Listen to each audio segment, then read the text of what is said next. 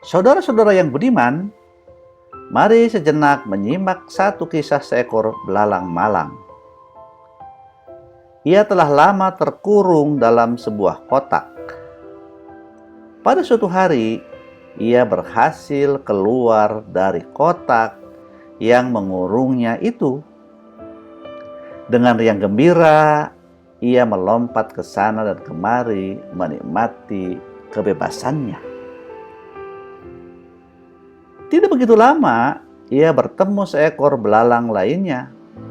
Ia merasa heran, karena belalang yang ia temui itu bukan hanya dapat melompat lebih jauh, akan tetapi ia pun dapat terbang tinggi. Hal mana tidak dapat ia lakukan.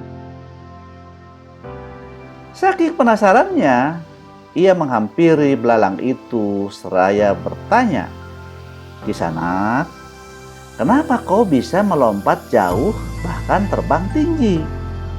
Padahal aku sepantaranmu hanya bisa lompat ke sana dan kemari dalam jarak yang pendek."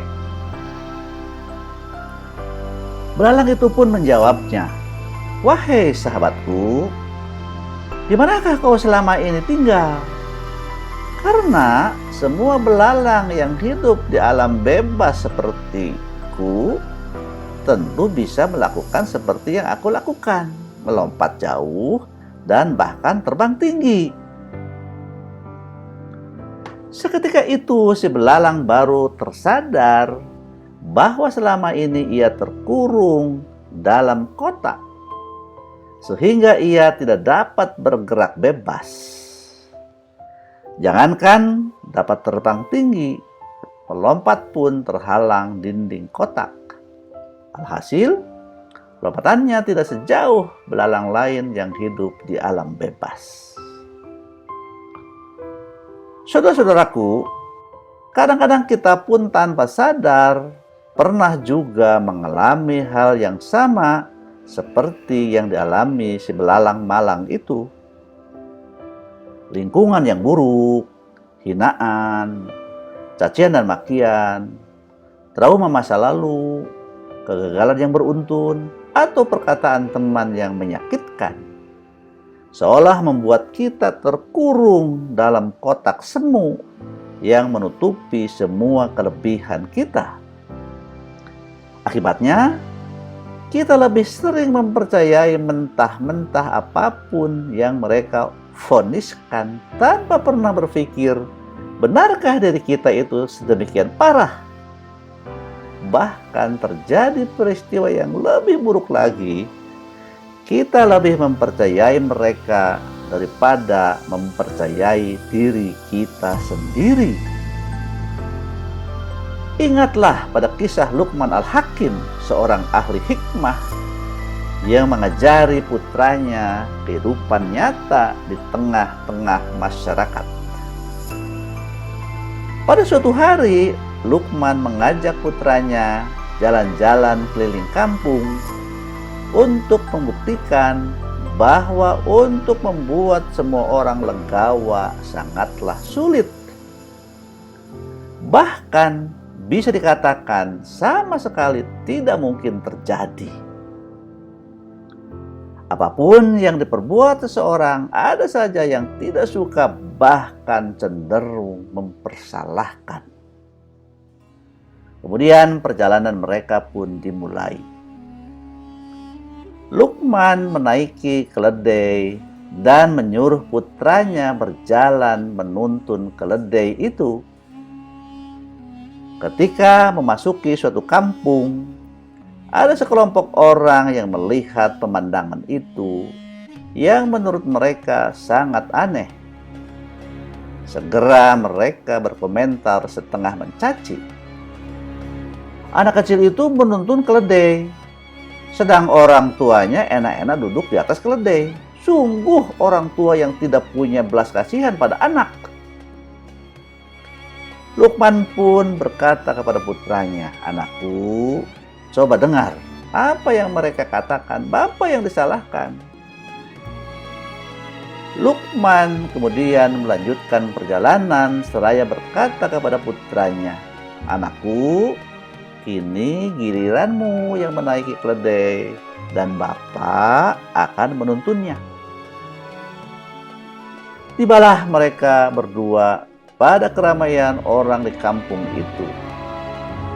Tak pelak lagi, orang-orang menangkap kejadian ini sebagai sesuatu yang amat ganjil. Mereka berkomentar sinis, "Lihatlah, anak kecil itu menaiki keledai, sementara orang tua malah berjalan kaki menuntunnya. Alangkah buruknya akhlak anak itu." Lukman kemudian berkata kembali kepada putranya, "Anakku, dengarlah apa yang mereka katakan. Sekarang engkaulah yang disalahkan." Selanjutnya Lukman berkata pada putranya, "Anakku, mari kita berdua sekarang menaiki keledai ini bersama-sama."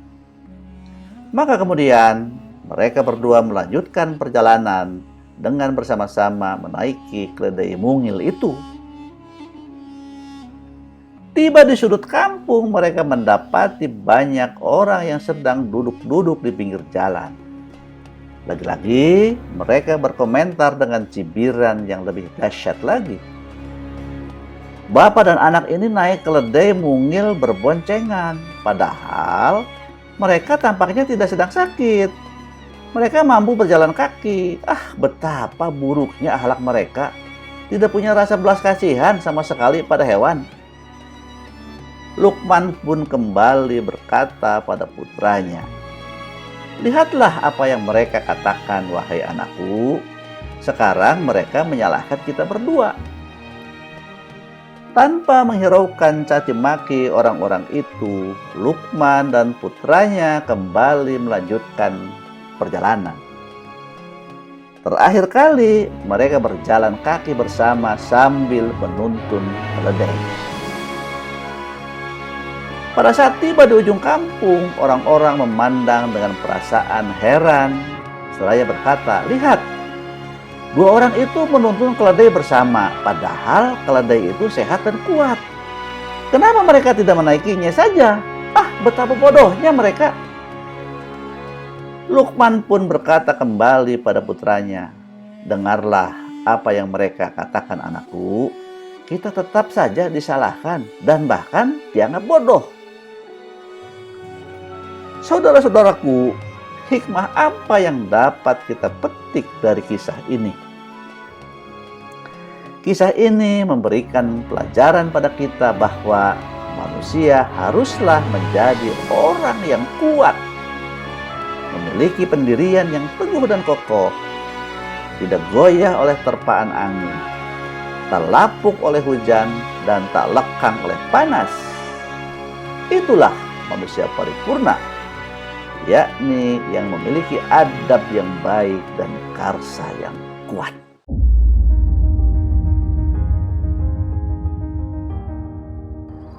Assalamualaikum warahmatullahi wabarakatuh, pemirsa yang budiman.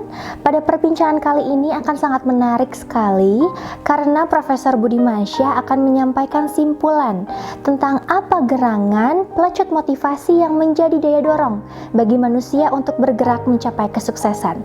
Oleh karena itu, langsung saja Profesor Budimansyah.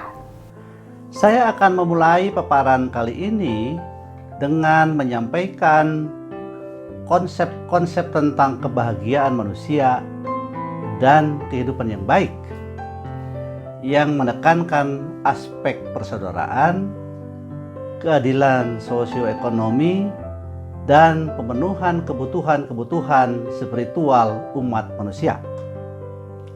Ini disebabkan karena adanya kepercayaan bahwa umat manusia memiliki kedudukan yang sama sebagai khalifah di muka bumi dan sekaligus sebagai hambanya yang tidak akan dapat merasakan kebahagiaan dan ketenangan batin kecuali jika kebahagiaan sejati telah dicapai melalui pemenuhan kebutuhan material dan spiritual. Tujuan-tujuan hidup ini mengandung semua yang diperlukan manusia untuk merealisasikan kebahagiaannya, dan kehidupan yang baik dalam batas-batas syariat agama. Al-Ghazali memasukkan semua perkara yang dianggap penting untuk melindungi dan memperkaya keimanan, kehidupan, akal, keturunan, dan harta benda dalam maqasid. Ini sangat bijaksana. Apa maksudnya sangat bijaksana itu, Prof? Begini, Al-Ghazali meletakkan iman pada urutan pertama dalam daftar maqasid. Karena dalam perspektif Islam, iman adalah isi yang sangat penting bagi kebahagiaan manusia. Imanlah yang meletakkan hubungan kemanusiaan pada fondasi yang benar, memungkinkan umat manusia berinteraksi satu sama lain dalam suatu pergaulan yang seimbang dan saling menguntungkan dalam mencapai kebahagiaan bersama. Iman juga memberikan filter moral bagi alokasi dan distribusi sumber-sumber daya menurut kehendak persaudaraan dan keadilan sosial ekonomi, di samping menyediakan pula suatu sistem pendorong untuk mencapai sasaran seperti pemenuhan kebutuhan dan distribusi pendapatan dan kekayaan yang merata.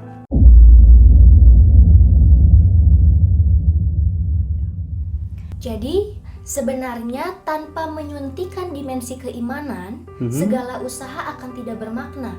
Benar begitu, Prof? Ya, memang begitu. Tanpa menyuntikkan dimensi keimanan ke dalam semua keputusan yang dibuat oleh manusia, dengan mengabaikan di mana hal itu terjadi, baik itu di dalam rumah tangga, ruang direksi perusahaan, pasar, atau gedung parlemen, maka tidaklah mungkin diwujudkan efisiensi dan pemerataan dalam alokasi dan distribusi sumber-sumber daya, termasuk untuk mengurangi ketidakseimbangan makroekonomi dan ketidakstabilan ekonomi dalam memberantas kejahatan, keresahan, ketegangan, dan berbagai simptom penyakit anomi. Al-Ghazali menempatkan harta benda dalam urutan terakhir. Apa maknanya, Prof? Mengapa Al-Ghazali menempatkan harta benda dalam urutan terakhir? Karena harta benda bukanlah tujuan itu sendiri. Ia hanyalah suatu perantara atau alat, meskipun sangat penting untuk merealisasikan kebahagiaan manusia. Harta benda tidak dapat mengantarkan tujuan ini, kecuali bila dialokasikan dan didistribusikan secara merata. Hal ini menuntut seperti yang sudah dikemukakan tadi, yaitu penyertaan kriteria moral dalam menikmati harta benda tersebut. Jadi, harta benda itu sejatinya bukan menjadi tujuan. Ya. Bagaimana jika hal itu justru kebalikannya, Prof? Apabila harta benda menjadi tujuan itu sendiri, akan mengakibatkan ketidakmerataan, ketidakseimbangan, dan perusakan lingkungan yang pada akhirnya akan mengurangi kebahagiaan masyarakat di masa sekarang maupun di masa yang akan datang.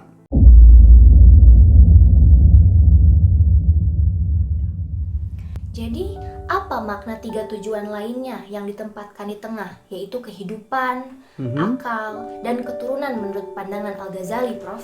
Inilah suatu bukti bijaksananya Al-Ghazali, seperti sudah saya kemukakan di muka. Karena 3 tujuan yang berada di tengah, yaitu kehidupan, akal, dan keturunan, berhubungan dengan manusia itu sendiri. Kebahagiaannya menjadi tujuan utama.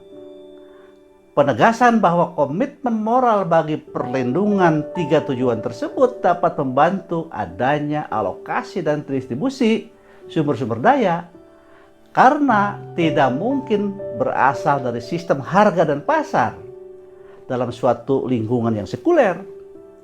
Justru kehidupan akal dan keturunan umat manusia seluruhnya itulah yang harus dilindungi dan diperkaya, bukan hanya mereka yang sudah kaya. Maknanya apa, Prof? Maknanya adalah segala sesuatu yang diperlukan untuk memperkaya tiga tujuan ini bagi semua umat manusia harus dianggap sebagai kebutuhan. Begitu juga bagi semua hal yang dapat menjamin pemenuhan kebutuhan-kebutuhannya, seperti makanan yang cukup, sandang, papan, pendidikan spiritual dan intelektual, lingkungan yang secara spiritual dan fisik sehat harus tersedia. Demikian pula halnya perlu tersedianya fasilitas kesehatan, transportasi yang nyaman, istirahat yang cukup untuk bersilaturahim dengan keluarga, tugas-tugas sosial, dan kesempatan untuk hidup yang bermartabat. Apakah pemenuhan kebutuhan-kebutuhan tersebut dapat menjamin kebahagiaan manusia, Prof? Ya, benar demikian. Pemenuhan kebutuhan ini akan menjamin generasi sekarang dan yang akan datang dalam kedamaian, kenyamanan, sehat, dan efisien, serta mampu memberikan kontribusi terbaik bagi realisasi dan kelanggengan kebahagiaan manusia dan kehidupan yang baik. Setiap alokasi dan distribusi sumber-sumber daya yang tidak membantu mewujudkan kebahagiaan manusia dan kehidupan yang baik tidak mencerminkan hikmah dan tidak dapat dianggap efisien dan merata.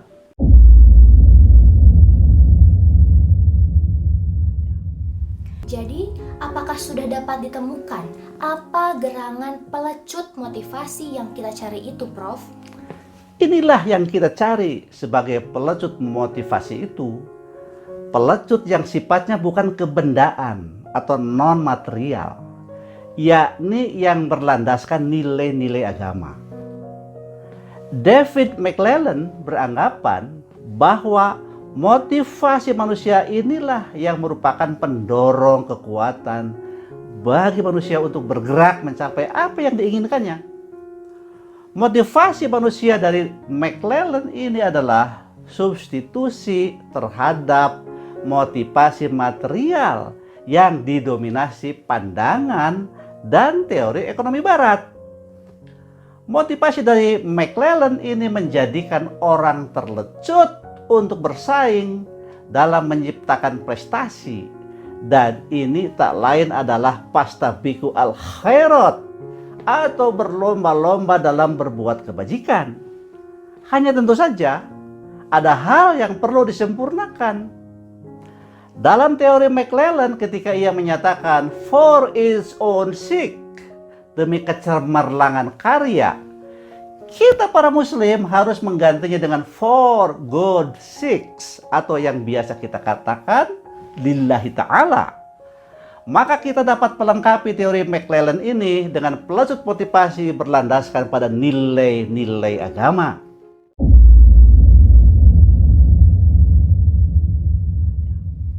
Bagaimana mekanisme pelecutan motivasi itu dalam praktiknya, Prof? Mekanisme pelecutan motivasi itu sendiri dapat menggunakan strategi dorong tangkal. Dorong dalam konteks ini berarti meningkatkan karsa yang lemah menjadi kuat. Sedangkan tangkal adalah menangkal adab yang buruk atau bengkok agar menjadi baik dan lurus. Karsa yang lemah akan menjadi kuat apabila masyarakat bangsa kita menampilkan adab yang baik dan lurus.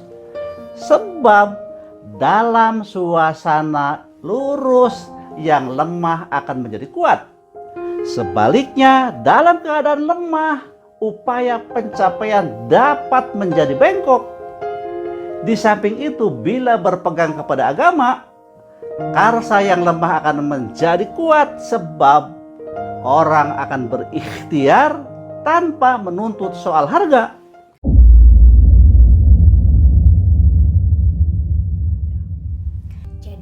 Pelecut motivasi yang kita cari untuk mengubah nilai-nilai instrumental lemah menjadi nilai-nilai instrumental kuat adalah bersumber dari kekuatan agama. Ya. Untuk menutup perbincangan ini, Prof. Budimansyah dipersilahkan menyampaikan closing statement. Silahkan, Prof. Jika strategi dorong tangkal dapat dijalankan, maka akan terjelmalah masyarakat bangsa Indonesia yang memiliki pelecut motivasi yang berlandaskan nilai-nilai agama, adab yang baik, karsa yang kuat, dan keterampilan yang tinggi. Selanjutnya, hal-hal tersebut akan menjadi daya dorong atau driving force bagi usaha-usaha pembangunan dan dalam menghadapi persaingan di era kesejahterakan ini. Insya Allah.